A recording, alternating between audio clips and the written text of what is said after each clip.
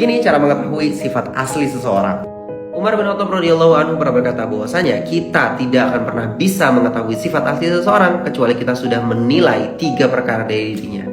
Yang pertama, safar, jalan bareng. Karena Rasulullah SAW bersabda bahwa safar itu adalah setengah dari azab, bagian dari siksaan.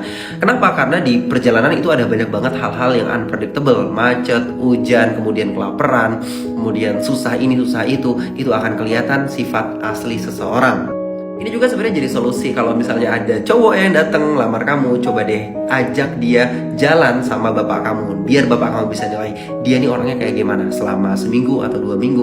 Nanti bapak kamu bakal bisa verifikasi nih orangnya tidurnya gimana, makannya gimana, ketika ada masalah gimana, ketika ada sesuatu yang nggak enak di hati itu seperti apa, kita akan tahu sifat aslinya seperti apa. Yang kedua, kita nggak akan tahu sifat asli seseorang sebelum dia berurusan dengan yang namanya duit. Emang ini ya, cuan itu emang bener-bener bisa nampakin sifat asli seseorang. Apakah dia bener-bener culas, dia tuh pengkhianat, dia tuh jahat, atau dia memang dermawan, dia tuh memang baik dan memikirkan orang banyak. Banyak yang bilang bahwa uang itu nggak merubah kamu, tapi uang hanya menampakkan sifat asli kamu seperti apa. Uang ini adalah salah satu fitnah terbesar ya teman-teman. Makanya uang ini menjadi salah satu verifikasi ketika kita menentukan ulama, ustadz, dai mana yang rekomendasi, yang recommended, yang dia tuh ikhlas, mukhlis, tulus pengen memperbaiki umat. Adalah para nabi itu berkata, la yas'alukum alaihi mala. Kita tuh enggak minta sedikit pun dari uang kalian. Maka ketika ada ustadz yang narifin, sebenarnya sih tarifan itu sebenarnya nggak masalah ya, mubah ya, cuman itu menjadi salah satu rekomendasi aku. Oh, ini bisa dipercaya atau enggak, itu ada di situ.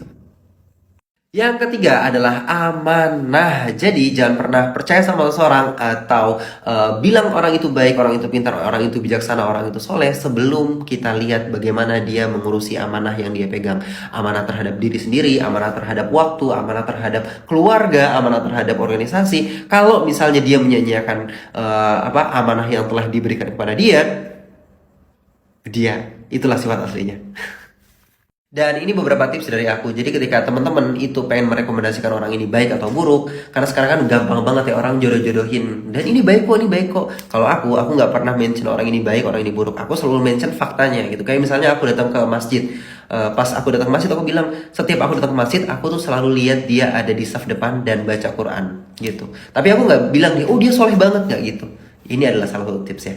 Kalau kita akan tahu sifat asli seseorang ketika kita bisa dapat 3 checklist ini.